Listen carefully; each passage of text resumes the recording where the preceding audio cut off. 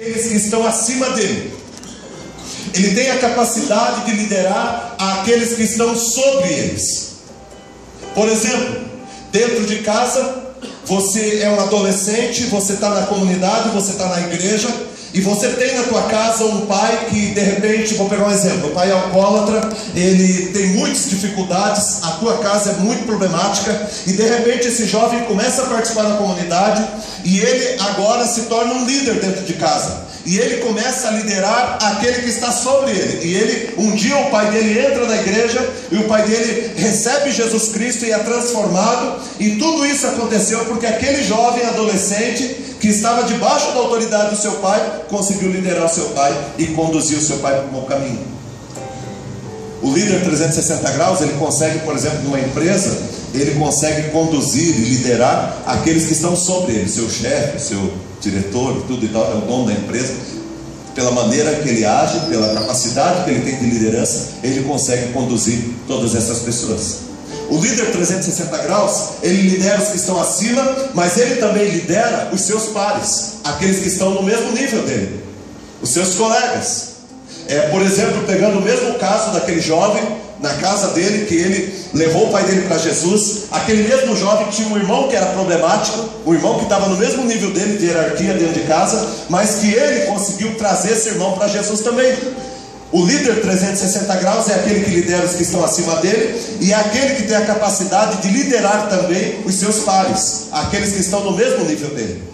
Ele tem essa capacidade de abençoar as pessoas e de conduzir as pessoas. Estão no mesmo nível. Tipo, somos todos aqui funcionários de uma empresa, somos todos assistentes, e de repente no meio desses 15 assistentes, um dos assistentes que estão ali consegue conduzir e levar todos aqueles para um caminho melhor. Ele lidera, mesmo estando no mesmo nível da hierarquia. E existe, na liderança 360 graus, o líder 360 graus também a capacidade de liderar os que estão abaixo dele, dentro da hierarquia. Aqueles que são comandados por ele. Por exemplo, um pai que consegue trazer o seu filho para a comunidade, para uma igreja, para receber Jesus Cristo, para ser transformado. Dentro de uma empresa, você conseguir liderar aquelas pessoas que estão abaixo de você dentro da hierarquia. Você é o chefe e ele é o auxiliar. Então você consegue liderar. Liderança 360 graus inclui você liderar os que estão acima de você liderar os seus pares, você liderar aqueles que estão abaixo de você. E a parte mais difícil, você conseguir liderar você mesmo. O líder 360 graus é aquele que consegue liderar a si mesmo. E essa é a parte mais difícil, porque a gente consegue até muito bem falar o que é melhor para o outro, o que o outro deveria fazer, como que o outro deveria viver. Agora nós temos muita dificuldade em olhar para a nossa própria vida e fazer uma avaliação da nossa própria vida e tomar rumos corretos para a nossa própria vida. Às vezes nós comandamos muito bem a vida de outras pessoas, comandamos muito bem uma organização, comandamos muito bem a vida das pessoas que estão próximas de nós, mas não temos a mesma capacidade para cuidar da nossa própria vida. Cuidamos dos outros com excelência, mas não conseguimos cuidar da nossa vida.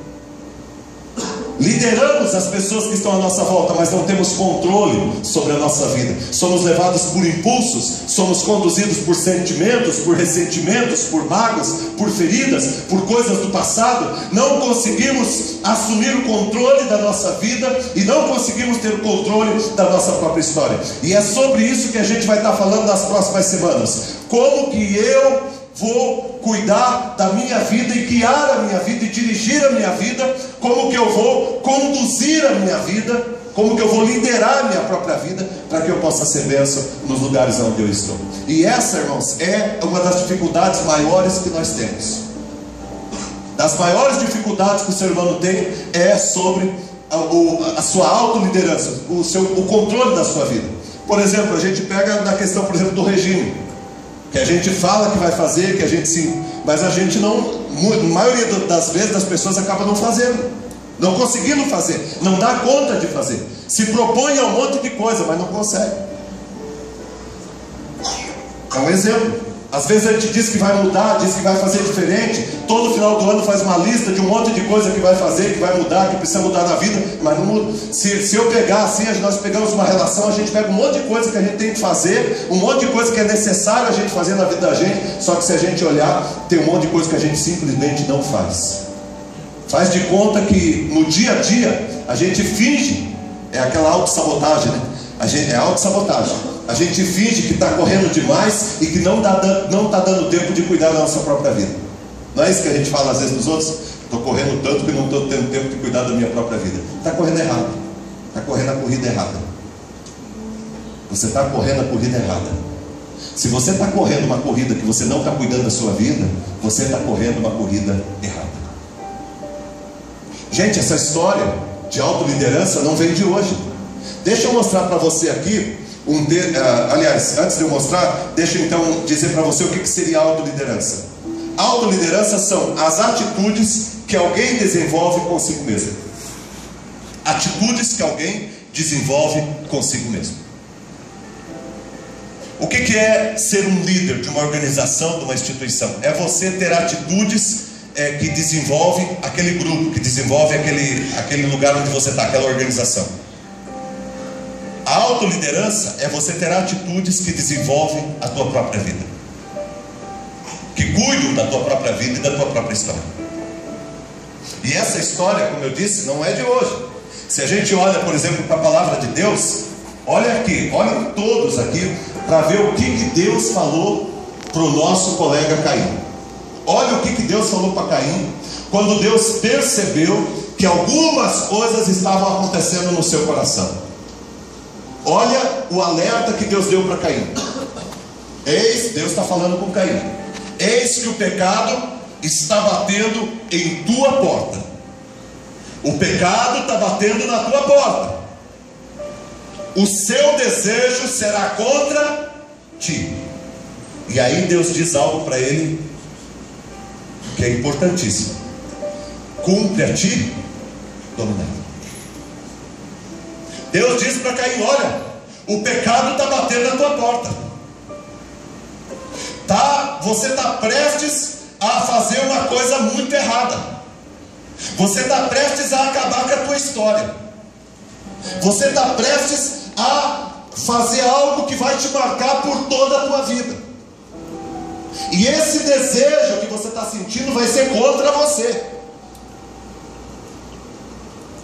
Mas cumpre a você dominá-lo. Cumpre a você dominá-lo. Porque na verdade uma das coisas que a gente fala é dizer que foi mais forte do que a gente não tem domínio, que a gente não consegue. Mas a palavra de Deus diz que é possível a gente mudar sim, naquelas coisas que nós estamos fazendo que são erradas, aquelas coisas que nós estamos fazendo que são não vida, que prejudicam a nossa vida e a nossa história. É possível a gente mudar sim. É possível, nem que seja com ajuda, nem que seja a força, mas é possível a gente mudar. E a gente precisa assumir a liderança da nossa vida, o cuidado com a nossa vida, e isso cabe a nós. Deus disse isso para Caim. Deus diz: olha, cumpre a você dominar os desejos e os impulsos do teu coração. Cumpre a você cuidar da tua vida e das tuas escolhas. Cumpre a você escolher o melhor caminho para você seguir. É responsabilidade tua.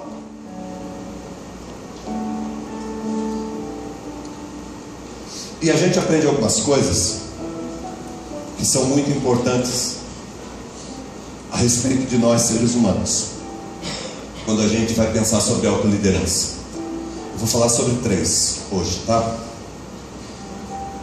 Nós, em primeiro lugar, nós todos somos seres ambivalentes.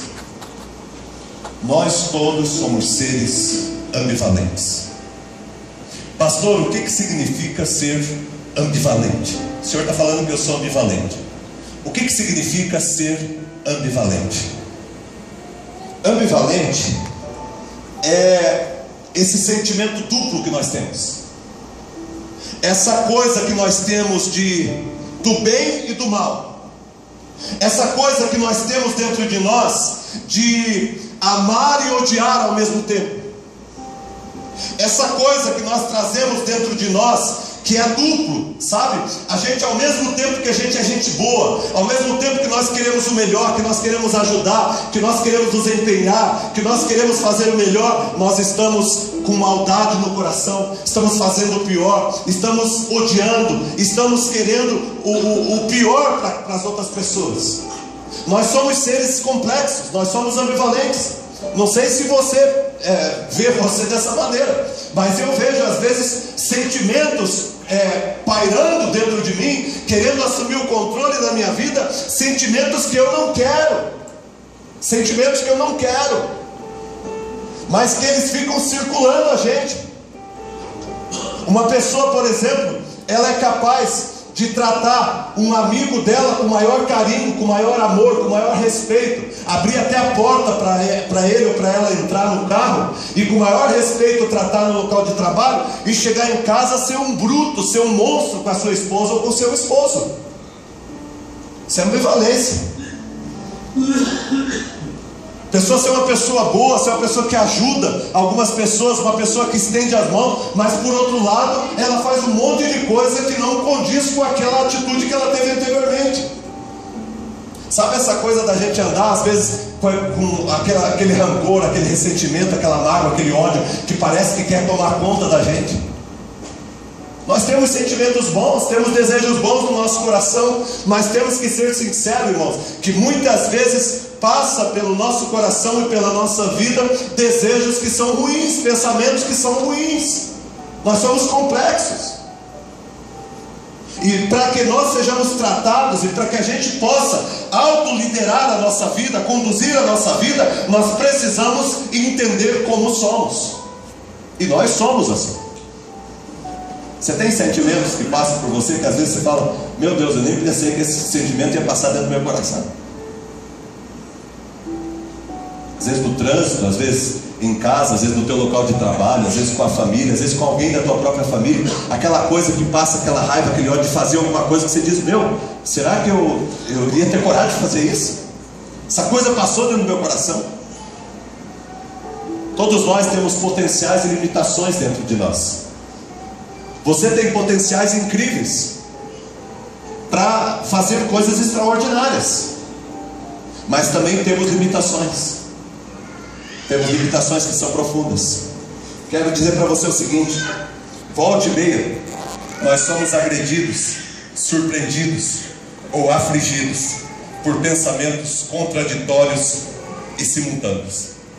A gente ama, a gente quer o bem, a gente quer fazer o bem para as pessoas, cuidamos das pessoas, choramos com as pessoas, sabemos o que é melhor para a nossa vida, sabemos aquilo que precisamos fazer, o que precisamos deixar de fazer, temos vontade de fazer o certo, mas ao mesmo tempo odiamos, queremos que morra, queremos o mal, praticamos o mal, não cuidamos da nossa vida, não cuidamos da nossa saúde, não cuidamos dos nossos relacionamentos, não cuidamos da nossa fé. Temos esse desejo de servir a Deus, de amar a Deus, mas quando a gente se pega, a gente está prostrado diante de um outro ídolo, diante de uma outra coisa que nós escolhemos para estar sobre nós.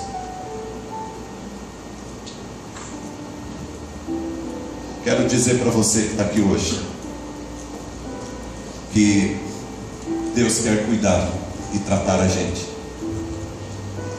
Esse problema não é só nosso não. O apóstolo Paulo, que foi um grande homem de Deus, depois de Jesus, talvez o maior personagem do cristianismo, ele diz uma coisa que eu acho muito interessante. Lá em Romanos 7, 17 a 20, ele diz assim: neste caso, quem faz isso, olha, ele que está dizendo, quem faz isso já não sou eu, mas o pecado que habita em mim. Porque eu sei que em mim, isto é, na minha carne, não habita bem nenhum, pois o querer o bem está em mim, não porém o efetuá-lo. Porque não faço o bem que prefiro, mas o mal que eu não quero, esse faço. Mas se eu faço o que não quero, já não sou eu quem faz, e sim o pecado que habita em mim. Gente, olha aqui para mim. O apóstolo Paulo diz assim: olha, tem um monte de coisa boa que eu quero fazer, mas eu não faço. Eu quero fazer o bem, mas quando eu vejo, eu estou fazendo mal. Eu não quero mais falar de ninguém, da vida de ninguém, mas quando eu pego, eu estou falando da vida de alguém. Eu não quero mais tratar errado as pessoas, tratar mal as pessoas, ser bruto com as pessoas, mas quando eu vejo, eu estou agindo dessa maneira. O apóstolo Paulo está dizendo isso. Ele está dizendo: olha, o que eu quero fazer, eu não faço, mas o que eu não quero, constantemente eu estou fazendo. E ele dá a dica do porquê que isso acontece. Ele diz: porque o pecado habita em mim. Irmãos, o pecado, ele está presente na nossa vida, e a gente vai ter que lutar a nossa vida inteira contra esse mal. As pessoas falam de livre-arbítrio, né? Tem volta e meia, eu digo: mas a pessoa tem um livre-arbítrio, cada um tem o seu livre-arbítrio. Irmão, ninguém mais tem livre-arbítrio. Essa história do livre-arbítrio acabou no dia que Adão e Eva pecaram. A partir daquele dia, todos nós estamos inclinados ao pecado. Todos nós estamos inclinados ao pecado. Mesmo você que recebeu Jesus Cristo na tua vida, que deixou morrer a velha criatura na cruz do Calvário quando Jesus morreu, que recebeu Jesus na tua vida, mesmo você vai lutar com a tua velha criação a tua vida inteira. Nós vamos ter uma luta a nossa vida inteira. É interessante porque volta e meia parece que algumas coisas antigas querem voltar na gente. Algumas coisas da velha criação parece que querem se manifestar de novo. Porque a nossa luta, irmãos, não é contra o diabo já foi vencido. Nossa luta não é contra Satanás já foi vencido. Nossa luta não é contra macumba, coisa de cumba que faz contra você ou contra a tua família. Nossa luta não é mais contra essas coisas. Essas coisas já foram vencidas por Cristo no Calvário, quando Ele morreu e derramou o sangue dele por nós. Não precisa ter medo dessas coisas. Mas, irmãos, tenham muito cuidado com os sentimentos e com os ressentimentos que andam dentro de vocês, com os desejos, com as vontades que estão dentro de vocês. Tenham muito cuidado com essas coisas, porque às vezes aparece como quem não quer nada e vai tomando uma proporção na nossa vida.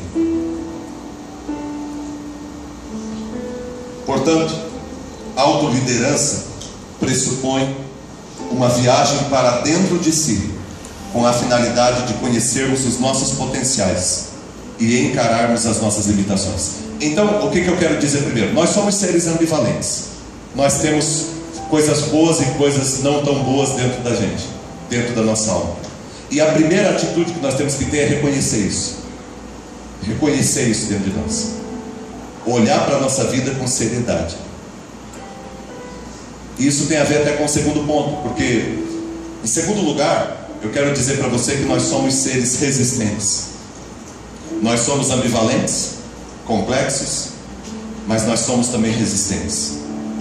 Irmão, como a gente é resistente a Deus. Como a gente resiste a Deus. E essa história não começou hoje. Quando você olha lá em Gênesis, capítulo 3, quando Adão e Eva cometem pecado e eles fogem da presença de Deus, quando Deus lhes aparece e vai conversar com eles, olha só o que acontece. Deus chega para o homem e diz assim para ele: quem te fez saber que estava nu? Você comeu da árvore que eu te ordenei para não comer. E aí a resposta do homem, qual foi? Foi a mulher que o Senhor me deu. A culpa é dela. Se o Senhor não tivesse dado essa mulher, eu não tinha comido desse negócio. Eu não tinha te desobedecido. Foi a mulher que o Senhor me deu. O problema não é eu. Nós somos resistentes. O problema não é eu. O problema é a mulher. Aí Deus então fala: bom, então tá bom. Vai lá, vira para a mulher e diz: olha, Deus então diz assim para a mulher: que é isso que você fez? O que você fez, mulher? E ela respondeu: foi quem? A serpente. Não fui eu, Senhor. Foi o diabo. Não fui eu. Nós, irmãos, nós temos uma dificuldade muito grande em assumir as nossas responsabilidades. Nós somos resistentes. Nós não assumimos as dificuldades que nós temos, as limitações que nós temos, o quanto precisamos ser trabalhados por Deus. E eu quero dizer uma coisa para você que está aqui: enquanto você resistir, enquanto você não assumir as suas limitações e as dificuldades que você tem, você nunca vai crescer, nunca vai mudar. É mais fácil ceder às pressões dos problemas de caráter, entregar-se a um prazer transitório e continuar ladeira abaixo. É muito mais fácil você ceder às pressões do problema de caráter. Todo mundo aqui tem problemas de caráter. Eu tenho, você tem. Ninguém aqui é perfeito. Ninguém aqui é ilibado. Todo mundo aqui tem dificuldade. Todo mundo aqui tem problemas. Em alguma área nós temos dificuldades. E é mais fácil ceder às pressões dos problemas de caráter que nós temos, dos desvios que nós temos. É mais fácil se entregar a um prazer transitório, se entregar ao caminho mais fácil e continuar ladeira abaixo. Porque, irmão, ladeira abaixo é fácil, ladeira abaixo é gostoso, ladeira abaixo não tem dificuldade nenhuma. Você vai, um vai empurrando o outro, vai caindo todo mundo. É muito mais fácil do que resistir, do que lutar contra os desejos que você tem e subir para alcançar uma vida de excelência. É muito mais fácil descer do que subir. É muito mais fácil você ceder às pressões dos problemas de caráter, dos desvios de caráter que nós temos, do que enfrentarmos os desvios de caráter e assumir uma vida de verdade. Assumir a responsabilidade pela nossa vida. Autoliderança. É muito mais fácil você continuar ladeira abaixo do que você dar passos que vão te levando para um caminho de excelência. E é dessa forma que muita gente tem vivido, na mediocridade, de um buraco para outro buraco, e tem perdido a oportunidade de viver uma vida excelente e extraordinária. Ficamos resistindo o tempo todo, ficamos arrumando culpados para a nossa vida o tempo todo. Sempre temos um culpado. Enquanto você tiver um culpado para a tua vida, irmão, você não vai sair do lugar onde você está. Enquanto tiver alguém que é responsável pelas mazelas da tua vida, pela infelicidade que ronda o teu coração, pelas decisões erradas que você escolheu, enquanto tiver alguém que é culpado por essas coisas, você não vai sair do lugar que você está. A tua vida começa a mudar a partir do dia que você diz: eu sou responsável. Eu tenho responsabilidade sobre esse negócio. Falei para vocês, uma menina um dia chegou para mim conversando e falando de um monte de dificuldade, falando: porque meu pai, porque minha mãe, porque eu, porque na infância, porque isso, porque aquilo, porque aquele outro e tal, pastor, eu sou desse jeito por causa disso, por causa daquilo. Ela estava com 17 anos e eu falei para ela, falei: filha, até 11, 12 anos eu até podia engolir o que você está me falando, mas agora você já tem uma certa idade. Agora você já é dona do seu nariz. Agora está na hora de você assumir as responsabilidades pela tua vida. Somos seres ambivalentes, porque tem sentimentos que rondam o nosso coração e nem todos são positivos. Ao mesmo tempo que somos bons, somos ruins. Ao mesmo tempo que passa coisa boa, passa coisa ruim na cabeça da gente. Ao mesmo tempo que a gente quer ser santo, a gente está querendo se entregar para o pecado. Ao mesmo tempo que a gente é honesto, a gente às vezes está querendo se entregar uma falcatrua, alguma coisa. Somos seres resistentes, porque resistimos a Deus, porque resistimos viver uma vida correta, sabemos qual é o caminho, mas não olhamos para Ele. Ficamos resistindo o caminho, e Deus vai falando domingo após domingo, encontro após encontro. Você abre a palavra e Deus fala, você conversa com as pessoas e Deus fala com você. Deus chama a tua atenção de todas as formas e de todas as maneiras, e você não se volta para Deus, e você não abre o teu coração para Deus, e a tua vida não muda.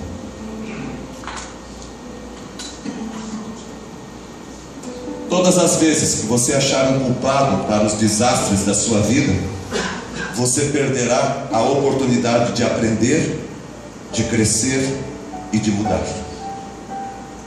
Ninguém muda enquanto não é responsável. John Maxwell, que é um autor que eu gosto muito, ele diz o seguinte: algumas pessoas mudam de emprego, mudam de cônjuge, mudam de colegas, mudam de amigos, mudam até de igreja, mas nunca pensam em mudar a si mesmas.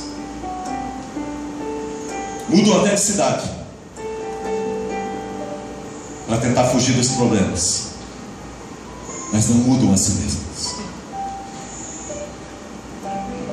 A natureza humana parece nos dotar da habilidade de formular conceitos e preconceitos sobre todas as pessoas do mundo, exceto sobre ele mesmo. Nós conseguimos desenhar uma pessoa no nosso imaginário. Nós conseguimos dizer o que uma pessoa é, o que uma pessoa não é. Conseguimos decifrar uma pessoa e dizer o enigma de como que essa pessoa é, mas não temos condição de fazer isso com a nossa própria vida. Julgamos as pessoas, mas não temos a condição de fazer um auto-julgamento. Condenamos as pessoas, olhamos erros das pessoas. Eu já falei isso na igreja. Não adianta vir falar para mim da vida de outro.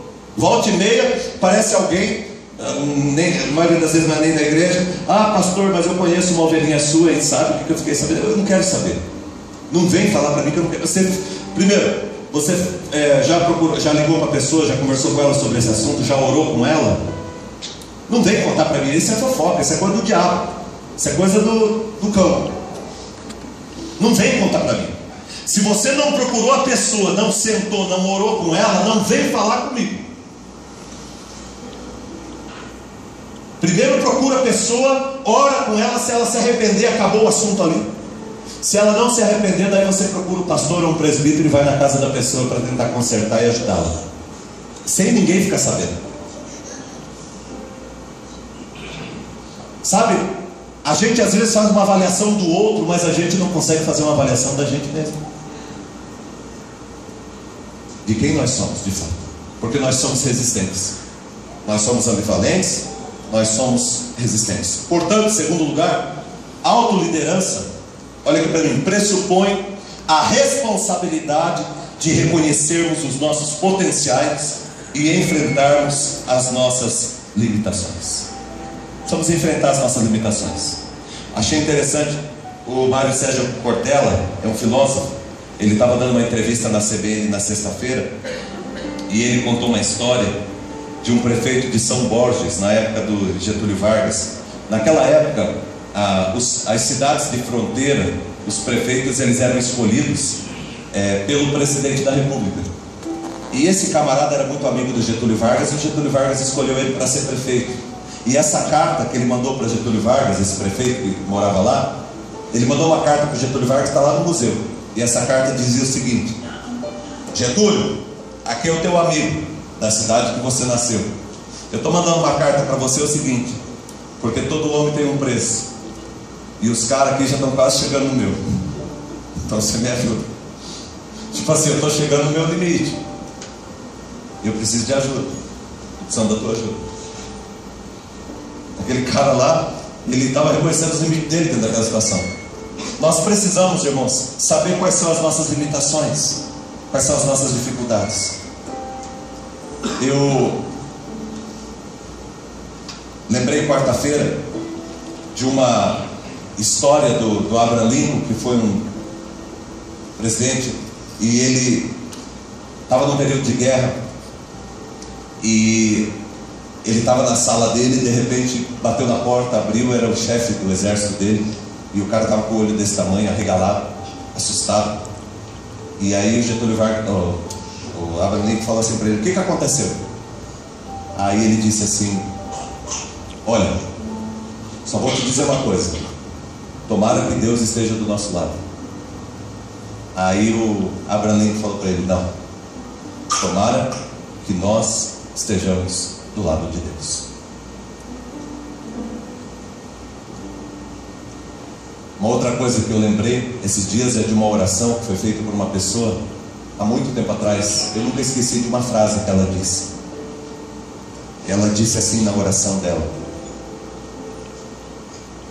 Deus, não me deixe fora do teu plano, do teu projeto.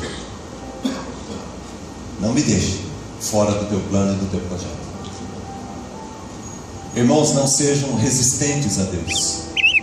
não queiram que Deus esteja do teu lado, esteja você do lado de Deus.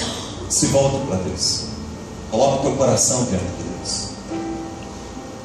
Nós somos seres ambivalentes, nós somos seres resistentes, resistimos a Deus, resistimos à verdade, e nós somos, em terceiro e último lugar, seres autônomos. O que significa ser autônomo? Significa que você tem a capacidade de decidir as suas próprias regras. Você tem a capacidade de conduzir a tua vida, de não se deixar influenciar. Nós somos seres autônomos. Irmão, olha aqui para mim. Você traz consigo uma carga genética. Quando você nasceu, eu, por exemplo, você pega algumas características do teu pai, da tua mãe, e físicas, mas não só físicas. Você pega características que são emocionais e até mesmo de caráter, de tudo. Mas você pode construir uma coisa diferente. Nós nascemos num contexto, às vezes psicológico, difícil. Quem sabe você viveu numa infância, numa adolescência muito difícil.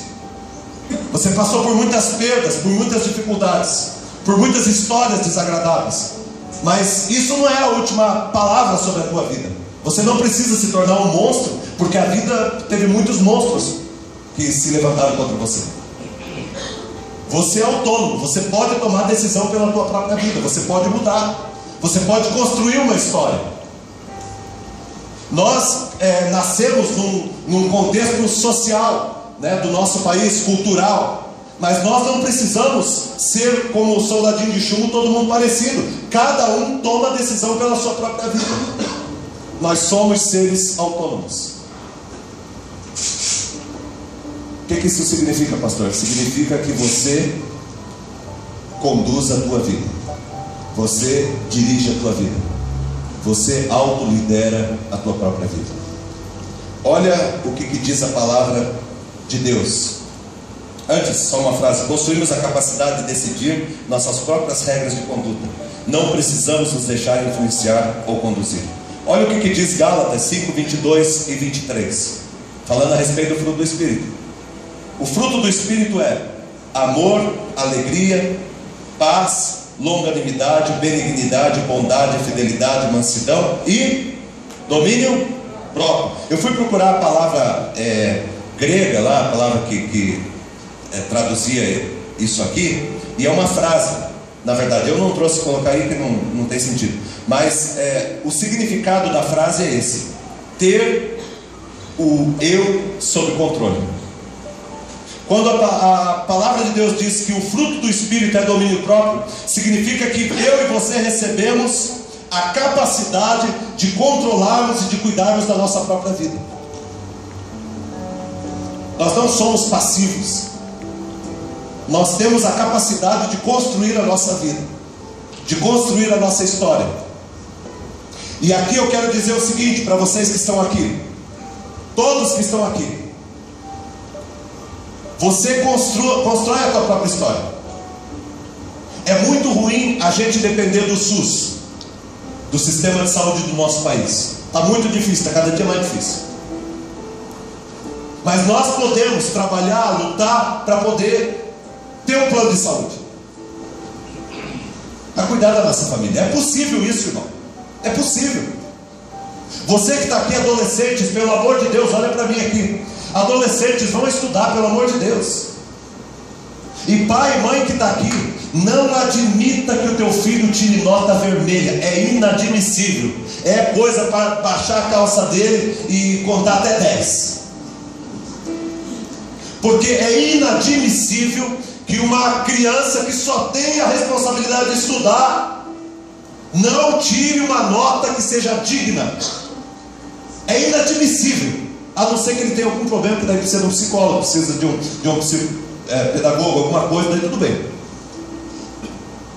Mas é inadmissível, irmãos. É inadmissível.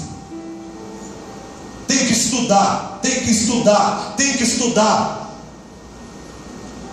para você construir uma vida que vale a pena.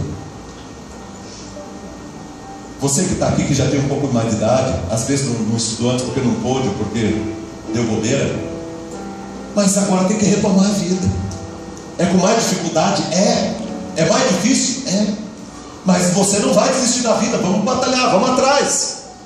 Você é autônomo, você tem a capacidade de construir a tua história, de construir a tua vida.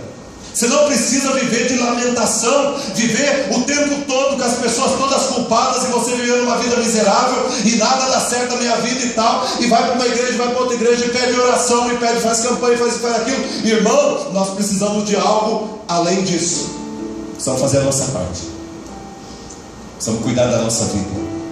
Precisamos cuidar da nossa espiritualidade, cuidar do nosso relacionamento com Deus.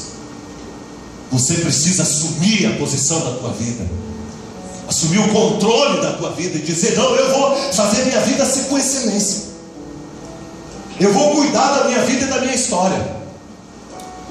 Eu gosto muito dessa frase, não sei quem que escreveu, mas diz o seguinte: o pessimista, ele reclama do vento. O pessimista está assim, ele está lá no barco com a vela dele, e está aí, de repente o vento muda e ele começa a reclamar do vento.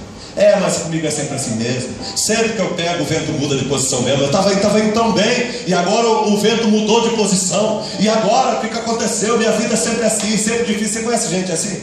Minha vida é sempre difícil, pastor, não dá certo, tudo que eu faço não dá certo, minha vida não dá certo. Eu sabia que não ia dar certo. Quando eu comecei, eu já sabia que não ia dar certo e tal. Não vai dar certo, minha vida vai dar certo. É vento, vai vir uma tempestade, vai cair um raio na minha cabeça e tal. Eu sei, pastor, que a minha vida vai ser um desespero, vai ser problema em cima de problema. Tem gente que pensa assim o tempo todo. O pessimista, ele está sempre reclamando do vento. O otimista, ele senta e ele espera comigo: o vento vai mudar. Eu vou sentar aqui e o vento vai mudar. E ele fica ali sentado: o vento vai mudar. Não, ele vai voltar do jeito que era. E aí então ele lê um livro de palavra positiva, e aí ele diz: bom, se eu falar que vai mudar, vai mudar. O vento vai mudar, o vento vai mudar, o vento vai mudar, o vento vai mudar. Ele vai falando, palavra positiva, né? Tem isso aí, palavra positiva: o vento vai mudar, o vento vai mudar, o vento vai mudar. Aí ele vai, daí não está dando muito certo. Aí ele vai lá para o segredo, ele compra do livro O Segredo, que é daquele negócio da atração, a lei da atração. Aí então, o que eu preciso então é fazer o seguinte: eu preciso a lei da atração. Então eu preciso pensar que o vento vai mudar. O vento está mudando. O vento está mudando. O vento está mudando. Ele está mudando. Não, ele está mudando. E vai ficar ali. Esse é o cara otimista. Ele está ali, ele está acreditando que vai mudar. Agora existe também o sábio. O cara sábio é interessante, porque o cara sábio, ele pega e diz: olha, o vento mudou de posição, eu vou ajustar minhas velas. Eu vou mudar a posição das minhas velas. Porque, irmãos, na tua viagem não vai ser nenhuma nem duas vezes que o vento vai mudar de direção. Se você não está preparado para mexer nas velas, então nem pega o barco, nem entra no mar. Porque é certo, irmão, que vento vai mudar mesmo. Mas Deus nos deu a sabedoria e a capacidade de, todas as vezes que o vento muda, a gente pode também mudar as nossas velas e ajustar. Você tem que escolher: pague agora, divirta-se depois. Divirta-se agora e pague depois. Essas são as promoções que o mundo faz para nós o tempo todo. Pagar agora e se divertir depois é muito interessante, porque eu estou investindo agora, depois eu divirto. Eu estou me preparando. Tem a ver com preparo de vida. Eu estou me preparando. Se prepare para a vida. Adolescente, jovem, se prepare para a vida. Você que trabalha, está na empresa, está no teu trabalho, se prepare para a vida. Se prepare para a tua vida. Agora tem gente que ele quer se divertir agora e vai pagar depois. Só que se eu for me divertir agora para pagar depois, o que eu vou ter que fazer? Olha aqui para mim. Eu vou ter que fazer um empréstimo, porque eu quero me divertir agora, vou pagar depois. E quando eu faço um empréstimo, o que eu pago? Juro. E juro, irmão, no nosso país não é para qualquer um. Feliz é aquele que planta. Salmo 126, que vai andando e chorando enquanto semeia. voltará com alegria, trazendo os seus filhos. Está chovendo, o sol está forte, mas eu estou semeando. As pessoas estão brincando, estão se divertindo, mas eu estou semeando. Eu estou semeando, eu estou cuidando da minha vida, estou cuidando da minha história, eu estou me preparando. Nós todos precisamos e podemos fazer da nossa vida algo muito bom. A única liberdade verdadeira é a liberdade de escolher. E a escolha mais importante é que pessoa você quer ser. Que pessoa que você quer ser? Essa é a escolha mais importante. Tem um monte de gente aqui dentro da igreja que não é contente com o que é, só que continua fazendo a mesma coisa, continua tomando as mesmas decisões, continua procurando o mesmo buraco para se enfiar. Tem um monte de gente aqui que não queria estar na condição financeira que está, mas está fazendo a mesma coisa que sempre fez, e daqui um ano vai estar do mesmo jeito que está. Isso não é profecia, isso é realidade, resultado. Tem um monte de gente que está com o casamento, com a vida, com dificuldades e com lutas, mas o que você está fazendo para melhorar? Lembra que nós somos ambivalentes, temos sentimentos complexos? Lembra que nós somos resistentes, e talvez alguns aqui estejam resistindo à palavra de Deus que está tentando falar ao teu coração e abrir teu coração? Quero dizer para você, irmão que está aqui, que você pode ser a pessoa que você deseja ser, mas para isso você precisa assumir o comando da tua vida. Não é o outro. Ai, pastor, ele não me dá valor. Ai, pastor, ela não me dá valor. Ninguém me dá. Na igreja ninguém me dá valor. No meu trabalho, pastor, ninguém me valoriza. Eu sempre fui assim, pastor, minha vida, sabe? E vai ser sempre assim, porque o valor da tua vida, quem vai dar é você. Quando você assumir o comando, quando você parar de chorar e de lamentar, e você levantar a tua cabeça e dizer: eu vou prosseguir, e eu vou fazer o que eu puder fazer. Aliás, eu disse para vocês há um tempo atrás um negócio muito interessante, né? A frase do brasileiro e uma frase que tem dos norte-americanos, e que faz muita diferença isso. Presta atenção, isso é uma frase mesmo. Lá nos Estados Unidos, quando você, por exemplo, manda arrumar o teu carro, você chega lá e conversa com o cara e combina com ele o preço, combina tudo. Quando ele aperta a tua mão, vocês vão se despedir, ele diz assim para você: eu vou fazer o meu melhor. Aqui no Brasil, quando você vai lá e tal, se acerta, geralmente o que as pessoas querem dizer na conversa deles, e muitas vezes falam essa frase: eu vou ver o que dá para fazer. Tem uma diferença incrível nisso, porque quando a Margarete diz assim: eu vou fazer o meu melhor, ela está colocando a cara para bater, ela está assumindo uma responsabilidade. Isso é autoliderança. Eu vou fazer o meu melhor, eu estou assumindo a responsabilidade sobre isso. Quando eu falo com o Ney e o Ney diz: eu vou ver o que dá para fazer, ele está tirando o corpo fora. Olha, não deu para fazer muita coisa. O problema não é eu, que não deu para fazer muita coisa. Então, olha aqui para mim, quando você tratar de coisas da tua vida, bata no teu peito e diga: eu vou fazer o meu melhor. Quando você vem cantar, quando você vem pregar, quando você vem para a comunidade, para a igreja, quando você vai para o teu trabalho, quando você vai para a tua escola, quando você vai tratar com a tua esposa, com o teu marido, com os teus filhos, com os teus pais, quando você vai tratar das tuas coisas, sejam elas as mais simples, bata no teu peito e diga: eu vou fazer o meu melhor. Porque, irmãos, como dizia Aristóteles, nós somos aquilo que continuamente fazemos, nada mais, nada menos. Nós somos aquilo que continuamente fazemos. Às vezes nós pensamos de nós algo muito diferente do que as pessoas que trabalham conosco pensam de nós. Às vezes eu penso sobre a minha vida algo muito diferente do que a minha esposa, meu filho pensam de mim. Eu acho que eu sou um cara. Ela olha para mim.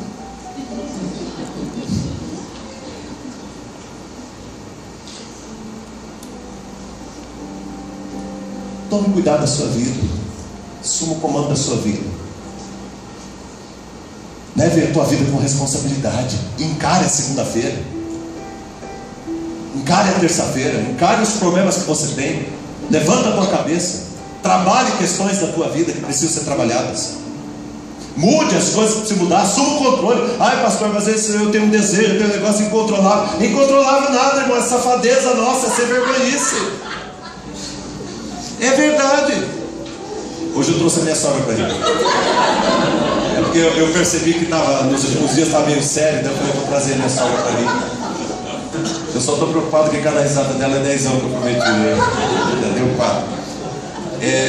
Então, irmão, é safadeza e sem vergonhice nossa. Ninguém tem uma cruz maior do que possa carregar. A gente pode trabalhar essas coisas da nossa vida. Estou falando comigo, viu? Não estou falando com você, não estou falando comigo. Assumir responsabilidade sobre a nossa vida. Olha isso aqui. Último, né? A última coisa. Não temos o controle sobre tudo o que vamos viver. Gente, a vida vai nos surpreender.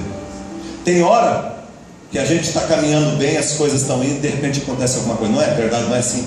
Acontece alguma coisa que não estava no plano. A vida é cheia de surpresa. Lembra daquela história? A gente tem dificuldades, tem lutas na nossa vida. Às vezes a vida nos surpreende de maneira positiva. Parece alguma coisa extraordinária que você não esperava, né? E que te surpreende. E você diz, nossa, uma coisa grande apareceu para a minha vida. Então, não temos o controle sobre tudo aquilo que vamos viver. A gente não sabe o que vai viver. Hoje nós estamos aqui bem, nós não sabemos. De repente amanhã nós estamos todo mundo aqui na igreja, um corpo estendido aqui e tal. E é assim. Essa é a verdade. De repente estamos aqui, estamos indo para casa. De repente o irmão liga, olha pastor, ganhei na Mega Sena sozinha. Tem crente que joga, estou falando. Mas é o seguinte, aí vamos fazer um churrasco. Acontecem coisas. Só que nós temos o controle sobre como nós iremos enfrentar. Eu não sei o que vai acontecer, mas eu domino como vai acontecer, como eu vou responder a essas coisas que estão acontecendo. E isso é responsabilidade. Terceiro ponto, eu concluo dizendo o seguinte: autoliderança pressupõe sermos grandes o suficiente para reconhecermos os nossos erros. Presta atenção, olha ali. Ser grande o suficiente para reconhecer erro, gente, você tem que ser, é grandioso. A pessoa que reconhece o erro é grandioso. Sermos grandes o suficiente para reconhecermos nossos erros. Espertos o suficiente para nos beneficiarmos deles. Tipo assim, eu errei, irmão, não preciso cair no mesmo buraco toda vez. Eu já sei que por ali, aquilo ali vai me ajudar, porque eu já sei que por ali não adianta eu ir. O problema é que a gente cai às vezes no mesmo buraco, um monte de vezes no mesmo buraco. E continua caindo no mesmo buraco. E volta e meia eu vejo irmãos da igreja caindo no mesmo buraco. Ele sai de um problema, Deus dá o livramento para ele, e quando vê ele está enfiado de novo no outro problema igual. Aí você dá vontade de você esfregar a mão na parede e falar, irmão, mas você já não sabia, já não passou 4 vezes por essa situação. Já não passou tantas vezes, e eu estou falando de você, mas acontece com todo mundo, todos nós. Bom é quando a gente aprende com os nossos erros, aprende com os erros de outras pessoas também, a gente aprende com isso. E fortes o suficiente para corrigirmos a nossa vida. Eu dizia para a igreja um dia que um menino procurou o sábio e ele disse assim para o sábio: sábio, tem 2 cachorros que estão brigando. Um é muito mau e muito ruim, e o outro é muito bom. Os 2 são do mesmo tamanho.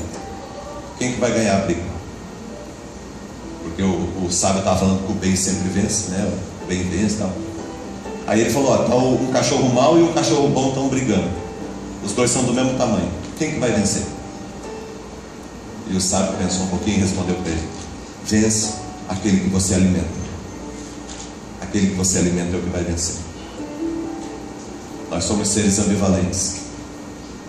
Tem sentimentos que passam dentro do nosso coração que a gente não queria que passasse nem de longe, mas passam no nosso coração. Quem que vai vencer? Que tipo de sentimento vai vencer dentro de você? Aquele que você alimenta.